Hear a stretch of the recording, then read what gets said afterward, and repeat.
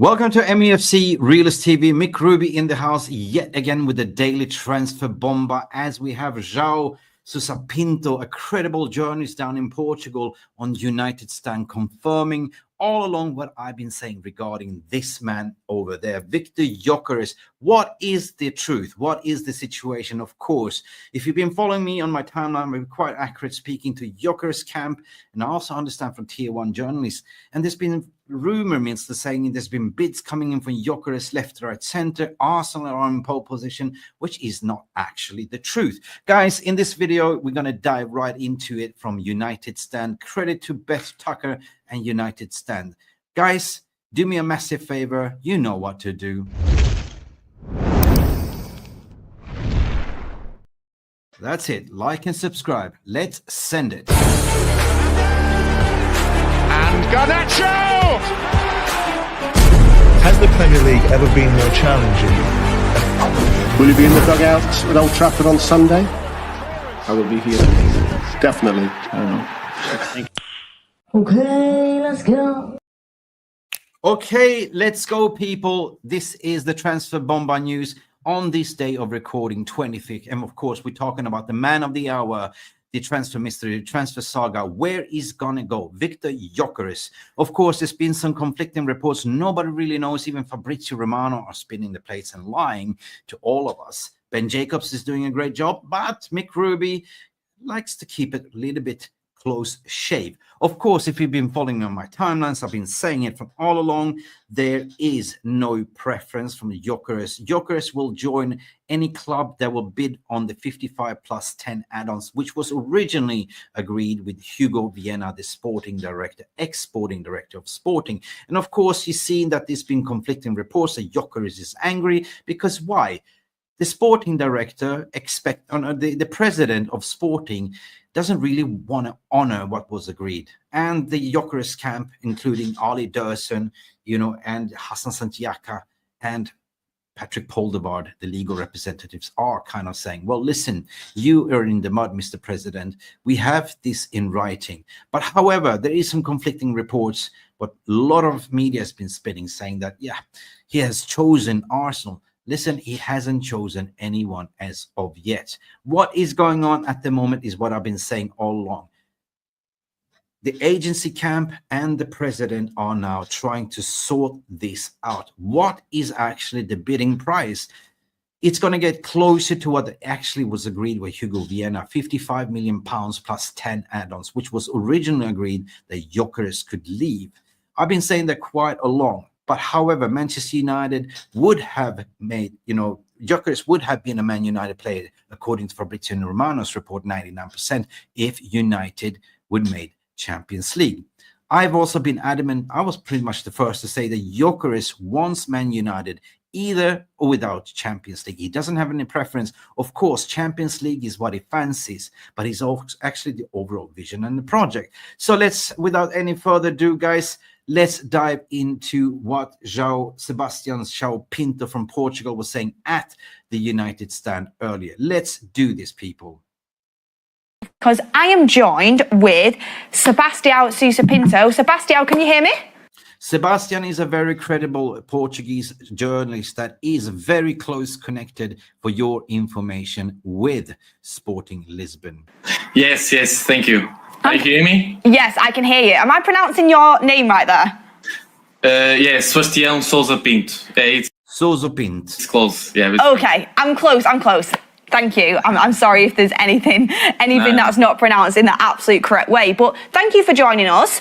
Do you want to just tell the viewers a little bit about you and where you come from, your information? Well, Sebastian has been doing it for 5 years in Sporting Lisbon, and he has great connection and understanding. He was reporting on Ruben Amorim and everything about Sporting. It's similar to what your Mick Ruby is doing regarding Manchester United. Let's continue. Yeah, I'm from Portugal. I work in collaboration with Sport TV. I'm from Sweden, so I follow Gyökeres since the day he played at Brommapojkarna. Here, so since January, yeah, I've been doing this for 5 years, and yeah, we've been speaking a lot in the last months, so you already know. Yes, I know you very well, and thank you very much for sending the updates my way as well. So initially, I want to get things kicked off because I know João very well as well. So good on you, Beth. Let's I continue. know that you have very good knowledge of Sporting Lisbon, Viktor Gyökeres, their situation. And it's funny, actually, because Portuguese reports have maybe been getting a little bit of backlash because Yes, Portuguese report has been spinning us very deep. I mean, there are mouthpieces for some clubs and agents, and they have not been correct whatsoever. But listen to Seb, what he has to say. Listen, go on, Beth. because it was reported that, Arsenal had made a bid, United had made bids, when realistically it doesn't look that way when you see how this story developed. So I wanted to ask you about this story that's recently come out. It's been reported that Arsenal will sign Viktor Gyökeres and are trying to find an agreement with Sporting. That is not correct. If you followed me, I said that they are using Gyökeres to get Sesko all along. Is he actually that advanced? Like, does it look like Gyökeres is going to go to Arsenal at this moment, and are they looking to put a bid in? I think the most probably scenario, if Arsenal is not buying Šeško, is that Gyökeres will go to Arsenal. There's not many doors open, and I've made this exercise, and I think you should make it as. Wait a minute. Did you hear what he said? The prime target is Sesko. If they don't manage to sign Sesko, they will go for Gyökeres. So that is the pecking order. The stumbling block here is that RB Leipzig are demanding 80 million euros. Arsenal only wants to pay 70. This is negotiation tactics 101. Good on you, Seb. As well, if you look at the markets, there's not many places that Gyökeres can go right now. If you look at Juventus, they have to sell Vlahovic first, and then they will look at Gyökeres. There's Saudi Arabia, but Gyökeres doesn't want to go there. Arsenal are looking at Šeško, at Leipzig, and if they don't sign Šeško, they will try for Gyökeres. There's Man United, but the financial. Oh, he repeats what I've been saying. If you go on my timeline, posted back in May, who will pick Man United and who will pick Arsenal, you will see what I'm talking about. And that is the goddamn facts here. None about this spinning journalist in UK that's spinning you dizzy, guys. Listen, big up to you, Seb, for speaking absolutely close facts. Problems. It's difficult for the club. They want to sign Mbeumo, a midfielder, a winger. It's not easy. No, it's not easy. Why? Because it's always been the case. The Man United need to sell. You need to sign Cunha. It's over the line. Mbeumo, very, very much soon. But after that, Man United need to sell to generate the funds to get the striker. It has always been the priority, people. The attacking forward line, the two number 10s and then the forward. And then we will see what happens with Rasmus Højlund. Big up, Seb. Let's go. Maybe a goalkeeper. We'll see. It's not easy. And then if you look at PSG, it's not even clear if they are going to a striker. And if they go to buy a striker, it's not clear also that Gyökeres is the main guy for them. There's also Osimhen on the list, Vlahovic, and then No, Vlahovic is not on the list by my close collaboration with the number one Italian sports journalist, Alfredo Pedula, which we will discuss on Sunday. Osimhen, there was never on the list. Even David Ornstein said it. Man United are not that in for Osimhen, even if he's lowering down the wage demand, because they looked at the overall persona profile. It doesn't fit. Let's go. Athletic Madrid, they have to sell Julian Alvarez and Sorloth to sign Gyökeres. So Real Madrid for Gyökeres? I don't think so. And the question that I make is to who? So it's really dumb. So he makes, listen to this. Sporting Lisbon are running out the options. To who? To who? Not many clubs are coming in, and not many clubs have that privilege that is inserted in his contract that they can bid for that release clause. Initially, Sporting wanted 100 million. Now, President is saying 80 million. But the actual release clause and the agreement, the so-called gentleman's agreement, is 55 million pounds plus 10 million add-ons. So, a lot of clubs are out of the race. Juventus is out of the race because they can't afford his transfer fee and they can't afford his wage demands. And that's it. So we are running out of options. Mr. Seb, let's continue. Really complicated domino here on the market. So we have to wait and see. So from your knowledge, it's not advanced with Gyökeres with either Arsenal or United? No. No. Exactly. It's not that what British media has been spinning you dizzy with. And listen very carefully before you continue. Obviously, football markets, you already know, change like the wind, so we can change really quickly. If Arsenal gets the feeling that they will not sign Šeško, I'm sure they will advance for Gyökeres, but it's a difficult situation at the moment. With it being a difficult situation, I wanted to ask you about the situation just between Gyökeres and Sporting, because it was reported by Fabrizio Romano yesterday that Sporting and Gyökeres, there's been a fallout and Gyökeres will not go back to pre-season training. He feels like heartbroken and the trust has been broken. I mean, what is the truth in this? Because yes, it is actually basically based on that he and Sporting and Hugo Vienna had an agreement that he could leave. He fulfilled his duties. He could have left in January when Ruben Amorim was calling, but he didn't. He said, I will come in this summer. Let me just finish off this season, and then I will go what's been promised. So that is what the conflict is all about. And that is what, Gyökeres' agent is trying to resolve together with a broker, no other than who.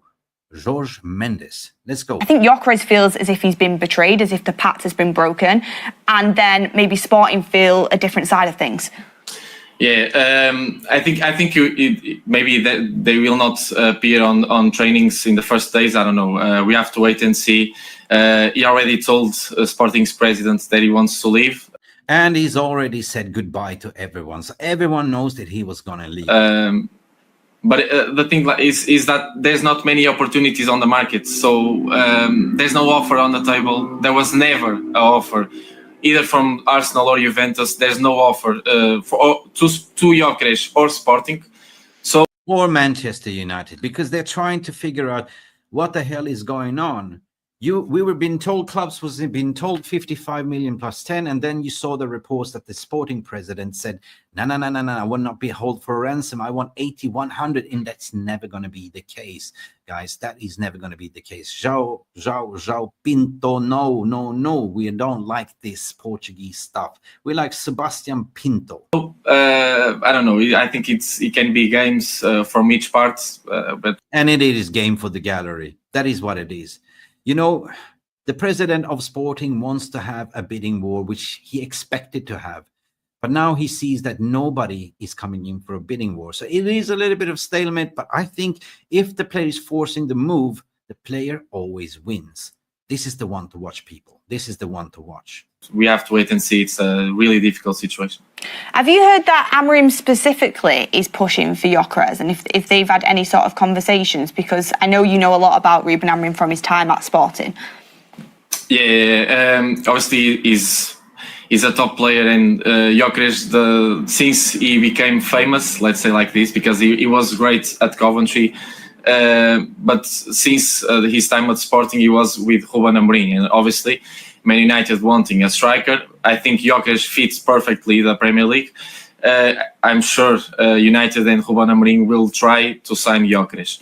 I told also that Liam Delap was high on the list since Ruben Amorim's time. Yes, so Amorim is speaking, people. We all know it. It's been well documented that Amorim is in direct contact with Gyökeres, trying to convince him. They've actually presented the vision, the plan. They agreed the personal term. That's not a problem. The stumbling block is what is the fee so we can actually bid for you, son. And that's what it is. We know that Amorim wanted Liam Delap either when he was a manager at Sporting, but Liam Delap went for Ipswich. Now, of course, that's been hard on the topic and the target, but we know what happened to Liam Delap at the end of the day. Mr. Seb. At Sporting, he was going to be a sub of Gyökeres, but he chose to go to Chelsea. So we have to wait and see. But as I said, it's a difficult situation in financial-wise to Man United.